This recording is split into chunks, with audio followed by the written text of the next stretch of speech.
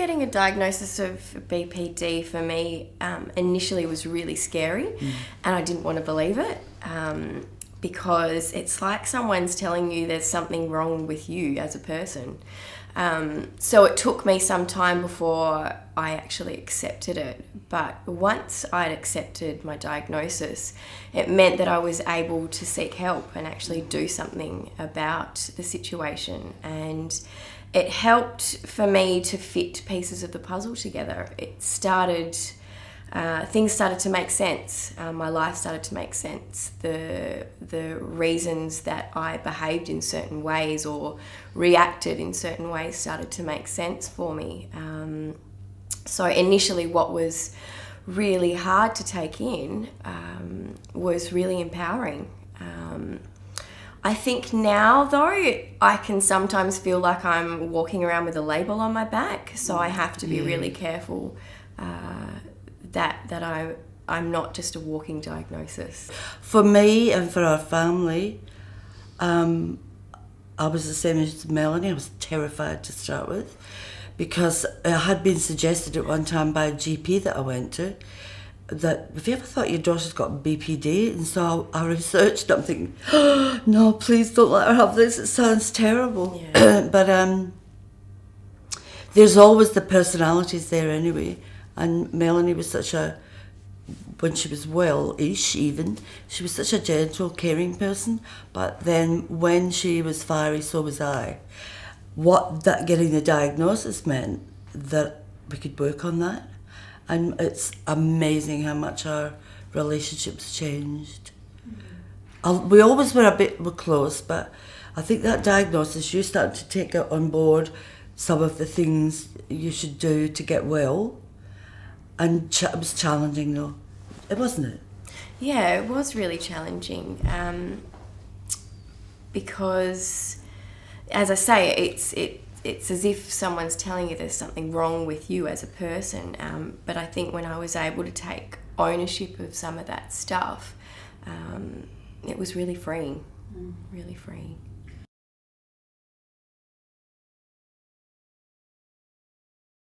Amazing. Yeah.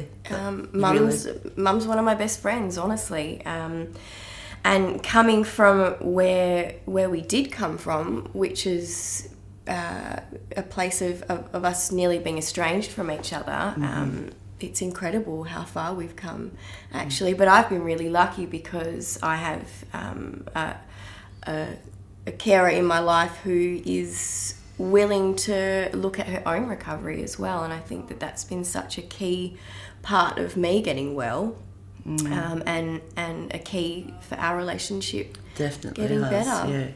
Yeah, look, people. The more you learn about what's happening for the person with borderline, and how you can help, that's the key to it all.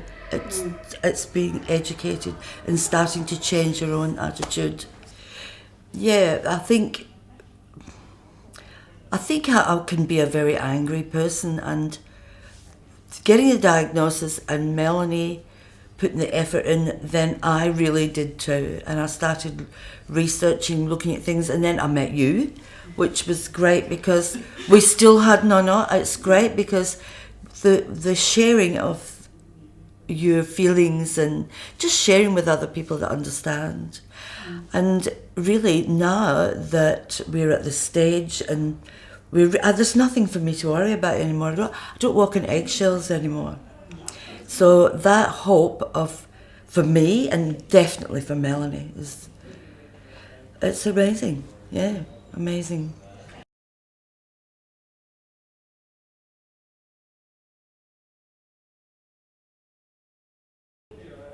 Life's great now, but it's still challenging at times. I still have bad days, and I'm still learning.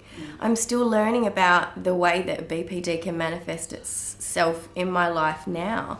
But knowledge is power, and being able to be open about things as well and not let the stigma shut me up really helps, because I'm able to talk to other people about their experiences and shine a light on the darkness and I'm not knowing that I'm not alone, and that there's other people out there fighting a battle. And looking back at the way things were, those days days, weeks, months where I wasn't getting out of bed, and now being able to, suit up and show up to work and help other people with the same diagnosis, it's just it's done a real 360.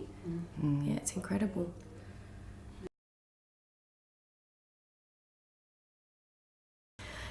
When I think back to those days where life was so dark, there was always a little bit of hope inside me that things would get better.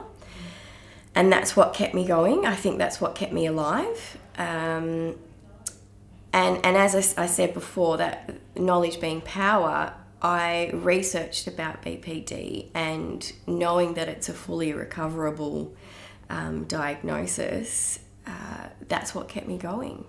And now seeing a psychologist and the psychologist telling me that I don't actually fit the criteria for BPD anymore. I know. Is like, it's a real fist pump moment, It's a real fist pump moment. But that doesn't mean that I don't have days that are difficult and days where, my emotions are dysregulated. But at least I know that that's what's going on for me, and I can do something about it. My experiences with BPD taught me to be a bit more careful and understanding about how I interacted with Melanie and also other people. And then I could impart that knowledge onto other carers who have a child or someone in their lives with BPD.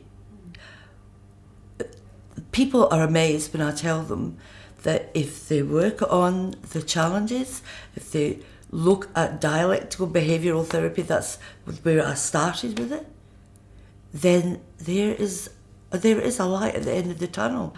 One carer I spoke to, I phoned her up, and she said, when you told me your daughter was well, I was in the shopping centre, I had to sit down and cry, because nobody had ever told me that before, that they could get well.